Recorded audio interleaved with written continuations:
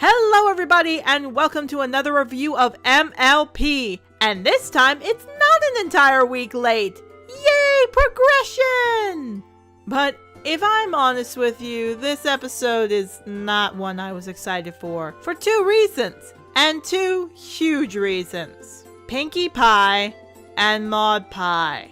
Pinkie Pie has never been one of my favorites. Don't get me wrong, she is probably a good character for individuals who like slapstick characters or characters who can break the fourth wall, but just not me.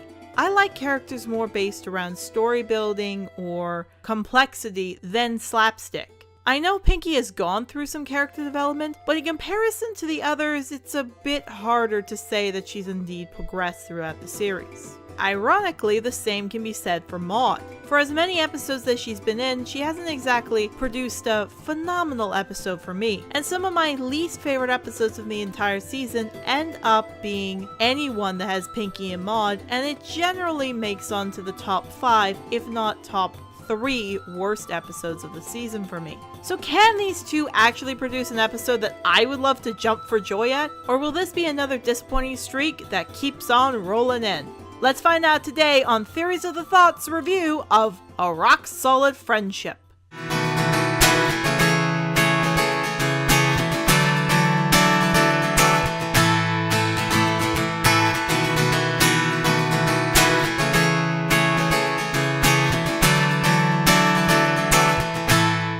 So we start off, funny enough, with continuity about Maud finally completing her degree. Ironically, she's the only one there, which gives us focus on her family being very, overjoyed, I think. It's a little hard to tell with some of the other characters, though Pinkie picks up the reins for depicting how just enthusiastic she is about seeing her sister graduate. There's nothing too much to gain in this opening one, except that apparently Boulder is a magnesium-rich basalt rock, which means he's made from lava! Thank you, Steven Universe, for actually awakening my interest in geology, and though I probably butcher that name, at least it gave me a bit more understanding about where Boulder was found. No lie, it would actually be cool to see where Boulder came from. Maybe even if she had to go to some dragons or some kind of lava-infested lake to find him. Who knows? But what we do know is that Pinkie is on a train with Maud, and apparently Maud is getting the evolutionary step from going from side character to main character. I gotta say, the idea of Maud becoming a main character is not exactly one I like to think about. I always see Maud as a spice. You want a little bit of it in your meal, but you don't want it to overpower your meal or just have a bowl of it to be the whole meal you get. Maud adds flavor in showing off just the characters' personalities and methods of doing things by how, well, unusual she does them. It's not a bad thing, it's just I think if she was in the spotlight on her own for an episode, we kind of have a, well, dry episode. You'd really want someone else to be there with her, where it was one of the elements of harmony balancing off other characters. However, Maud tells Pinkie she's jumping the gun a bit as she reminds Pinkie she has two options to live, Ponyville or Ghastly Gorge. And how I see this is she's basically saying, I either want to move to a place that does have some adventure but is pretty dang safe, or a place where death is at every turn. Where's the Ponyville moving transcripts? I don't think this is that much of a tricky situation to figure out what you want, Maud. Rocks or not, I think living oversteps rocks any day of the week. However, no one else seems to think this is a very easy decision, as Pinkie Pie makes it her full-blown duty to find a way for Maud to stay here. And she does so by becoming Oprah of the Pony World and saying, there's a rock, we're all rocks. The whole transition isn't exactly exciting and is a bit bland, but the only part I actually got a kick out of is the fact that we find out that a chartreuse gem is actually a peridot. Chartreuse is a color, not necessarily a gemstone. So I'm actually surprised I didn't hear those little chartreuse gems yelling, Clad, Clad, Clad, the entire time they were getting roughed around. However, by the very end of this, Pinkie literally deflates at the thought that she has lost Maud to Ghastly Deathtrap until Maud drops a bomb on Pinkie. Apparently, this character has more in her life than rocks, as Maud is lonely. Maud wants to find a companionship in another pony that'll understand her, and Pinkie immediately gets to work. I would like to say that I love how we're finally told what Maud's real name is. Maudalena Daisy Pie. And here I thought Pinkie's name was a tongue twister to pronounce. And while it does seem like Pinkie might have to search endlessly through Ponyville, we actually find that luck is right on their side as Starlight comes slamming into them. You know, I get this weird feeling Starlight, if she ever did become an alicorn, would either have one of two titles. Either the Princess of Remorse or the Princess of actually using plot conveniences to make friends. Yay! Seriously, are we sure Starlight's talent is magic when she seems to have a talent for making friends that people either don't want to handle or really hate in the fandom? However, not more than 3 minutes into the conversation, we learn quite a few things about Maud and Starlight. We learn not only have they met before, not only did Maud travel Equestria, but Maud is the sole reason Starlight was able to do what she did. Maud, I swear to Faust, I know you don't have the best social skills, it's like a -1 on the social meter, but here's a little lesson in social tips. You don't tell a pony how to produce mass cult-like mind-melting methods when you have no idea what they're like.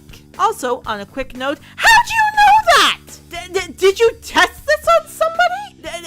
Did you grab a random pony and like pull them in the cave and threaten them at Boulder Rock Point to let them have their cutie mark be ripped off? Seriously, does everybody need to put a beeper on this girl and we actually look to her to see if she's the real villain who's going to be at the end of season 6? I'm still hoping for that Grogar, but dang, Maud, you're coming up for a close second. Besides wanting me to put a nice big electronic GPS tracker on that pony, Pinkie sends Maud and Starlight on their way to go into town and bond. And I will admit, it's actually believable that these two would get along. They honestly have what the other is looking for in a friend. Starlight is looking for someone who's not judgmental, and Maud needs someone who's willing to understand her and be willing to take on everything she uses as her quirks. As well, Starlight's also fine with her dropping little comments about possible equestrian domination and not want to call the princesses on speed dial. But all evil mastermind joking aside, I admit Maud does give us a bit of an understanding that possibly a lot of these ancient rocks we're seeing are just normal rocks infused with magic.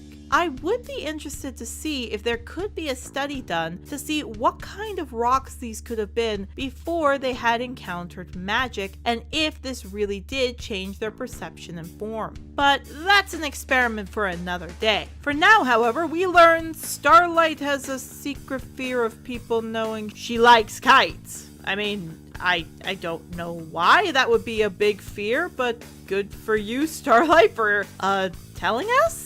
Though I do admit it's not as bad as Maud basically mentioning how she wants to destroy the world, and Pinkie being the most horrible part of this entire episode. Usually, my tolerance for Pinkie is okay. It's like a thin piece of wood. You know, you can maybe walk on it, but you're probably gonna snap through. In this case, this episode has made my patience for Pinkie drop down to the center of the earth. She's loud, obnoxious, annoying, gets in the way, and causes the entire problem for the episode. This is, in my case, Philly Vanilli bad levels for Pinkie Pie. Which is ironic because Starlight and Maud actually become some of my favorite in this episode, with them continuing to progress, and we learn exactly why Maud loves rocks. Not because of their value, not because of their history, but because they won't judge. This is something that's very interesting to see in a character like Maud. We know Maud has issues with bonding and getting to know people, and it's fantastic to see that people like Maud are being demonstrated in the show. And that, like a lot of people who have trouble with social skills, that she finds benefits and technically friends in the field she's most connected to. This is a good piece of hidden information information that I'm glad was brought to our attention. What's even cooler is the fact that we learned something more about Boulder, that he's 2,000 Celestia Forsaken years old, and in pretty good condition too. It does make you wonder where again Maud found Boulder and just what happened. However, back to the episode, we learn that not only have Maud and Starlight found more of a kindling friendship between them, they've also found a gem paradise, which I'm amazed doesn't have some kind of subterranean dragons living in it. However, what it didn't have was a Pinkie Pie, and guess what we get? A frickin' Pinkie Pie to ruin the moment again. Pinkie still doesn't pick up the fact she should go away, and instead of giving them their space, actually traps them in the cave. Well, I guess the only question now is who's going to result to cannibalization first and who's going to jump over the ledge. But it looks like neither of those options are available as Boulder saves the day by crashing through probably 50 centimeters of sandstone. So let me get this straight. He's older than the princesses, he's made from lava, and he's able to be thrown up at sand that's probably 50 centimeters thick and still come out unscratched? Are we not sure that Boulder's not some kind of hidden dragon lava demon or something? Is he like whispering to Maud about how to destroy things and take over the world, and that's why she's always silent and carrying him around? However, unlike what we want to see, which is how Maud and Boulder got together, we see more of Pinkie Pie, who annoys Starlight and Maud, who then annoys Maud, and then chases her out of town.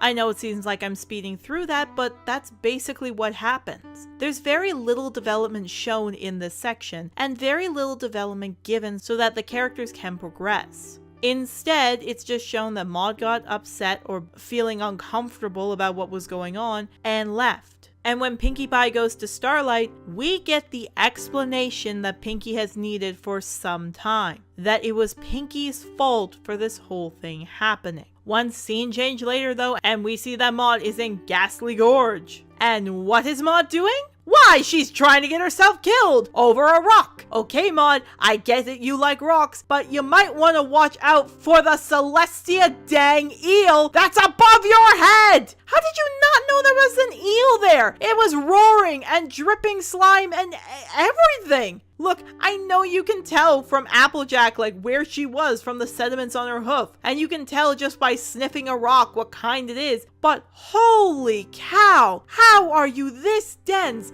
to not see a giant eel? Thankfully, Pinkie's there to save your rump, or else we'd have one less character on the show. And speaking of Pinkie, she does save her rump, she does come back, she does apologize, and everything becomes right in the world. Starlight and Maud fly a kite, they go to redecorate the cave, and Pinkie respects their privacy. And that was a rock-solid friendship. How did I like it? Well, you know that comment I said about having a bad rolling streak with Maud and Pinkie episodes? Well, consider this one the Paradox episode. It's indeed not my favorite episode of Season 7. Far from it. It's definitely a very ill-used episode and an ill-used story. It is not my favorite and is far from any sense tolerable for Pinkie Pie, who makes me literally want to put her in a crate and send her out to sea. But what does make this episode have some justice is the fact that Starlight and Maud both have some great moments in this episode. The comedy might have been a big miss with them, but the progression on both of their characters is something that's very easily welcomed in the series. And as has happened with many other characters, I guess we can let Pinkie get past with this one. Because I admit, there are some Pinkie Pie episodes that have happened that I do like, and I am willing to give the character a chance. But Hasbro really messed up on this one. And if you're a Maud and Starlight fan, I definitely say you'd like this, but if you're a Pinkie Pie fan, definitely stay away. For now, I think I'm gonna go visit Maud. I mean, a fellow creature living in the Everfree Forest, or at least outside of Ponyville in a cave? Heck, me and her could swap stories about surviving around ponies who we really can't stand. And you know, I think I've got a few Emerald Jaspers I'd be willing to part with to say hello to a new neighbor. So, I guess I'll be going through the Horde room for the rest of the night. So to everyone else, this has been Silver Starling, hoping that your travels are light and your road is safe until we meet again.